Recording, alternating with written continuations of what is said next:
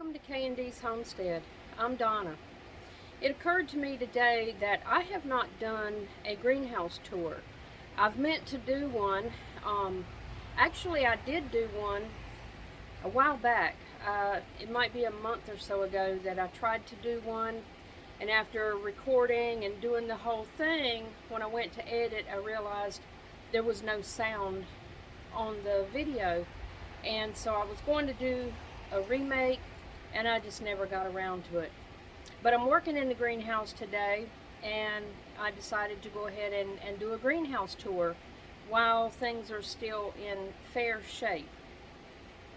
Now, I do grow some things during the winter in the greenhouse, but for the most part, I have kicked everything out for the summer. I have all of my hanging baskets in here during the winter, and plants that I normally or used to have inside my house, but I have cats now for the last 4 years, so all of most of my house plants have been brought out here because the cats, wouldn't leave them alone. I grow a couple of vegetables during the winter, not a whole lot. I will grow tomatoes during the winter. I have celery during the winter. I have grown some broccoli almost every winter, but I think I've missed a few growing seasons with that. I don't always need broccoli. I usually, only grow if I don't have something, but I think I've skipped a few years because I had some in the freezer. We built this greenhouse in the summer of 2018, and it was mostly repurposed material. I helped, holding things and handing things, but for the most part, my husband did all of the build. And I will describe what we used in just a few minutes. Let's take a walk around.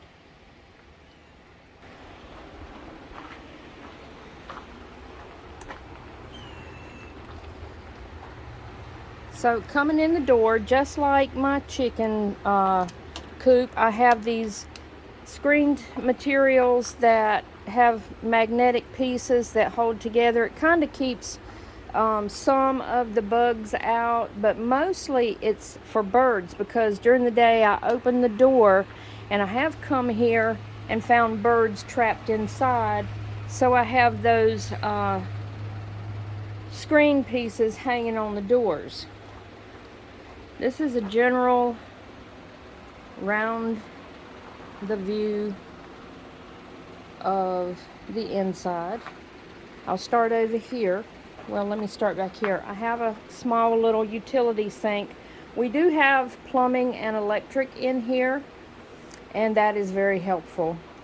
And I've just got little tables here and there for storage and keeping, junk. That's mostly what's in here is junk. This is a long raised bed. This is where I would normally have tomato plants growing during the winter. Is a few of them in here, and they grow up to the ceiling. I end up having to tie them from the rafters in the ceiling. These are a few plants that are still in here.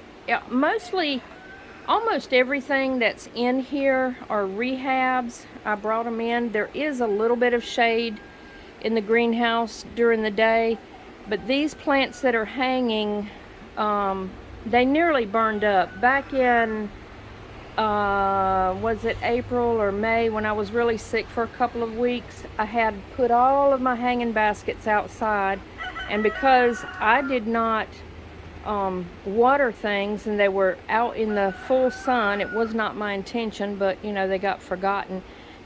They nearly burned. I mean, they were just crispy fried. And I brought them in, and I've been trying to rehab them, and they are doing really well, although they need to be repotted. This is a clump of grass that I need to pull out when I repot. The roots are so tight in here.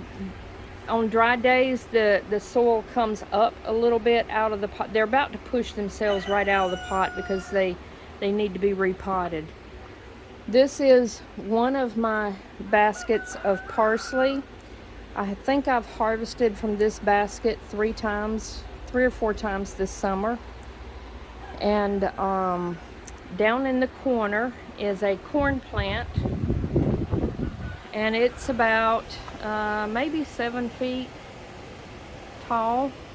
I got that in 2016, and it just stays in the corner there. There's my little potting station where I mix up my own potting soil. I have some tables throughout the little house here to work on. I have 2 fans going in here at all times, and I do heat it a little bit during the winter. Over here is my prized possession. This is my bougainvillea. I bought it in 2017. I keep a tag in there for that. It used to be a lot bigger, but I was taking it in and out during the summer, putting it out in the sun, although it gets full sun in here. But I stopped doing that last year because every time I took it out, I could get it out the door, but it would grow so much during the summer that I couldn't get it back in for the winter, and I'd have to cut it down. So I've cut this thing down every year since 2017 and just left it, you know, a short little small thing. And I've stopped doing that, and so this is its permanent home. But I absolutely love this plant. It never fails to be showy, and it stays like this year round. Bougainvilleas are a subtropical or tropical plant, and what they need is a lot of humidity, a lot of sun, and while they need water, they need very little water. But the biggest thing to keep them going is temperatures. And during the winter, I normally keep my greenhouse between 50 and 55 degrees, and this thing lives all winter. Right here is a tomato plant that I'm particularly proud of. In a previous video, one of my garden tours, I showed one of the tomato plants that belonged to my mother. This is the second one. And this thing is over 7 feet tall. Now, if you missed the story on this tomato plant, this is a hybrid determinate Goliath. Now, it should be a bush. It was a bush last year, but now it's vining. It's full of blooms. I'm not sure the camera can pick up on the blooms. Here's some right here, and there's some way up here. My mother purchased this and planted this in this pot last summer, either May or June. She passed away in August of last year, 2022. I brought this plant home with me and continued to get tomatoes off of it during the summer. I brought it into the greenhouse and it continued to grow, and we had tomatoes from this all winter.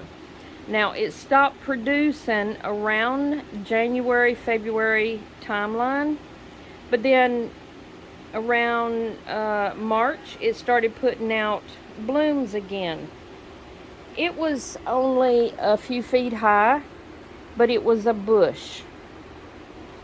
And then around April or May, it looked like it was dying. So I cut it down in this pot. I left a couple of small pieces, just a few inches above the soil, only because I just wasn't ready to pull the root ball out. But I cut everything off of it and threw it away with the idea that I would have to dig it up and discard it and put something else in the pot.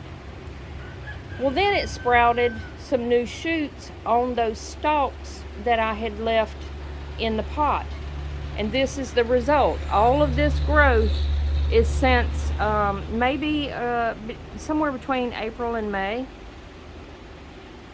And I just think that it's fascinating, and I just think it's unreal that this thing has regrown itself, but it's never died.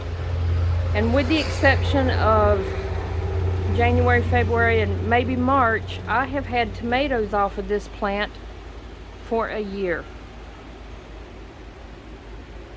And of course it will stay in the greenhouse during the winter, and we'll see. I have high expectations, but we will see what comes of it. I do have pollinators in here, and you can see there is a wasp right there. I'm not going to point too close, but he's right there on that leaf. But I do get pollinators in here, and I have my fans pointed towards this plant, so I'm not worried. I never have trouble with tomatoes in here during the winter. They get pollinated. So we'll see how that plant turns out.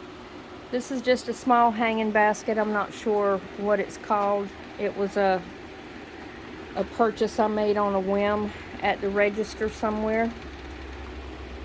This is a lily, an Easter lily.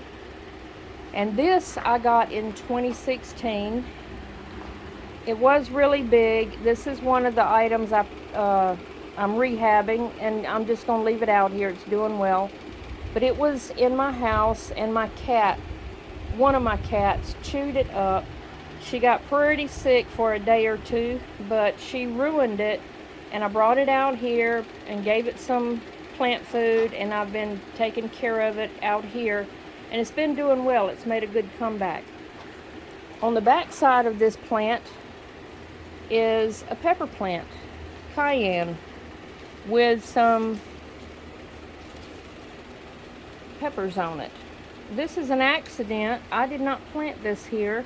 I think the mice transferred it because they dug up some of my seeds that I had on the table back in the early spring, late winter, and I think that seeds just got transferred there.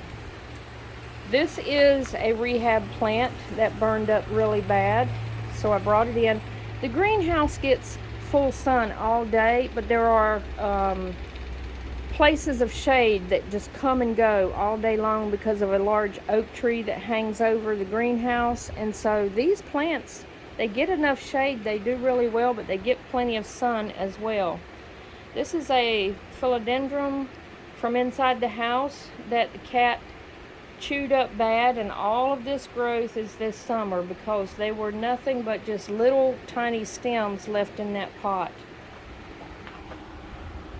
Over here is a large spider plant that is a rehab, and all of this growth is new over the course of the summer. I don't know if I even mentioned, in the raised bed in here, I have 2 celery plants. They're just very small baby celery. I will have some carrots in here down below the tomatoes when I plant tomatoes in here, but I usually put carrots in here, celery, and if I'm growing broccoli, I will put the broccoli in here. This is a papaya that I've had for, I think, 4 years. And it was a very small baby in the pot that one of my sons gave me for either my birthday or Mother's Day. And it's all the way up to the roof. I don't know what I'm going to do with it when it outgrows this space, because I can't take it outside. I need to investigate, research. It's the only papaya I've ever grown. So I don't know if I can cut it down to, a shorter version, and will it sprout things on the stalk here? I don't know. If anybody knows, I'd appreciate it if you would let me know. I have harvested papaya a few times off of it. I'm not really a fan of the papaya as the fruit, the way it comes off the tree, but my daughter-in-law told me that if I dehydrate it, that it will change the flavor and makes it really good. I will try that, but right now I don't have any papayas on it. I have an orange and a lemon tree in here. The orange tree is about 4 years old, and my lemon tree is about 6 years old. Let me back up to the lemon tree. Goes all the way up to the ceiling. I have cut this back. I have severely pruned it down to just several feet multiple times because this thing just, it outgrows the building. And right now I've got these 4 lemons on here, and I've got one way back there in the corner. I harvested about 10 back in the late spring, and this is all that's on it right now. However, I do have some new growth. That's a baby lemon there, and I've got some new blooms. This tree produces all year throughout the summer and the winter. It puts out fruit whenever it wants to, but it does put out fruit all year. Back to the orange. I have 1, 2, 3, 4. I have 4 oranges on here right now, and I don't see any new growth right now. I just harvested maybe 5 oranges back in the spring off of this, but there's 2 back there and 2 small ones here, and you can see according to my hand the size. The size of these lemons are always huge. They are ginormous. And this is the improved Mayor lemon. I don't have a complete a perfect timeline on it, but this tree is 6 or 7 years old.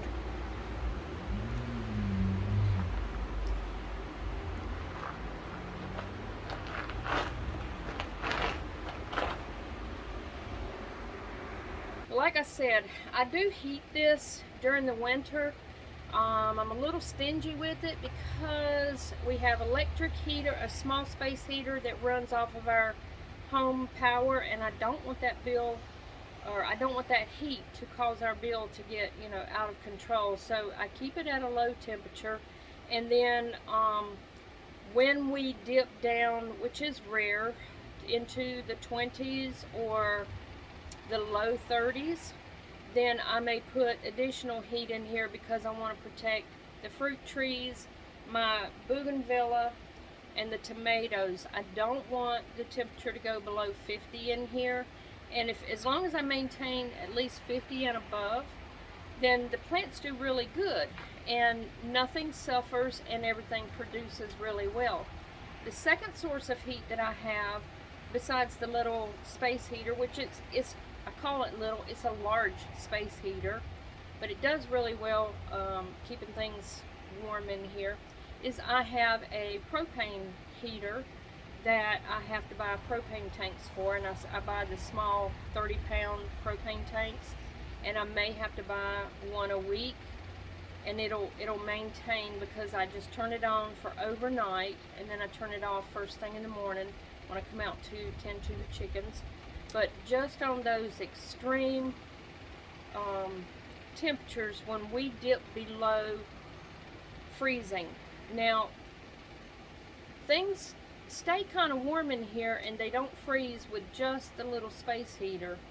But if we get into the high 20s or very low, like around 30 outside, then I do have to do both sources of heat in here. But it works out okay. It doesn't cost too much to do it.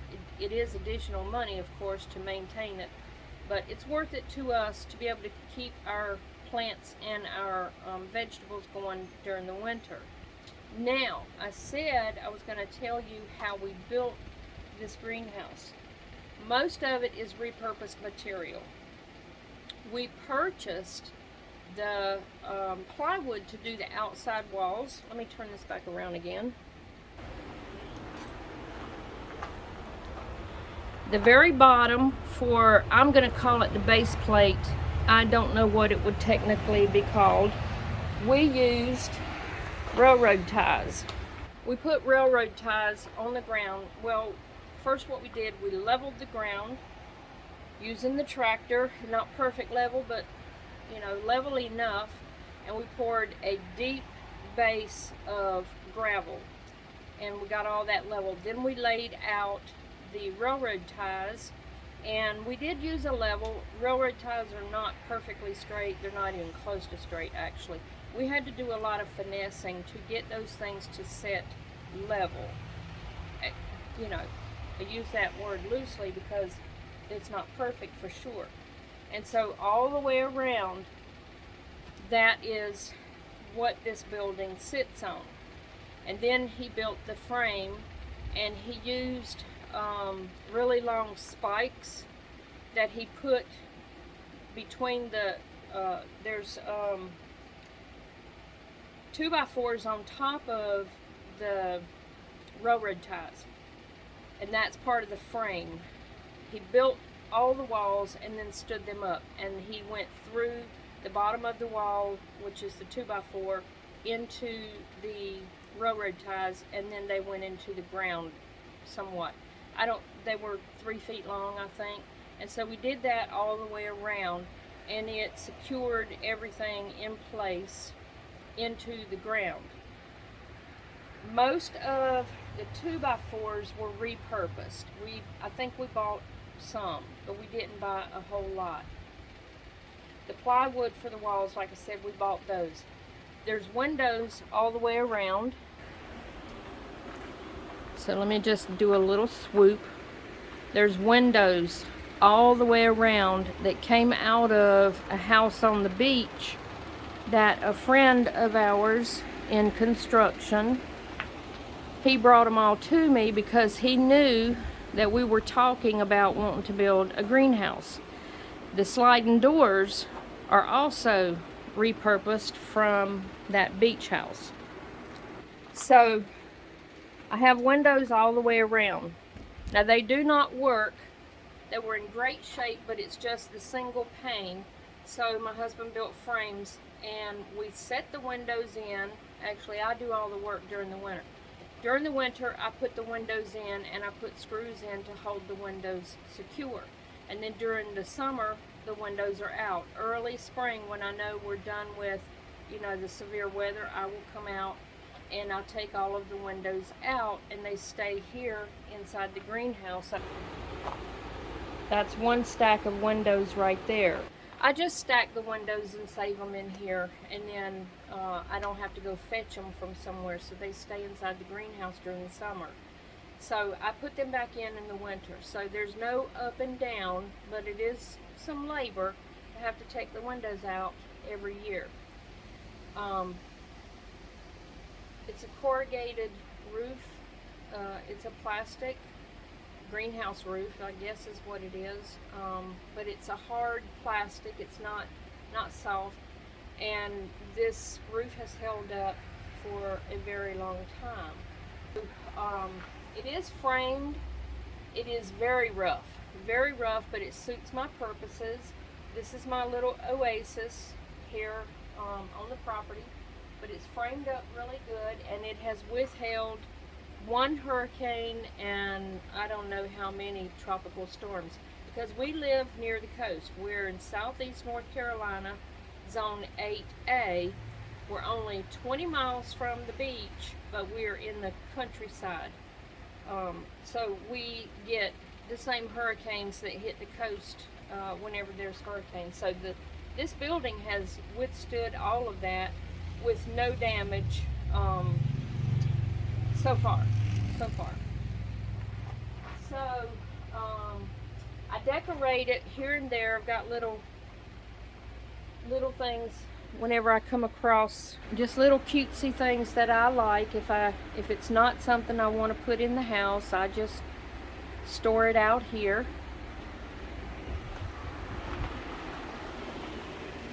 Don't ask me why, but this is the place that holds my little treasures that I don't want in the house. That right there, it says I may sleep in my house, but I live in the garden.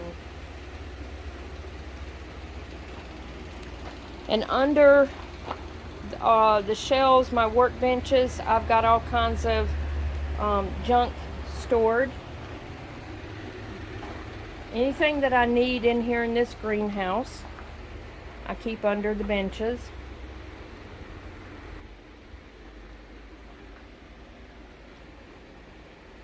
So it works for me.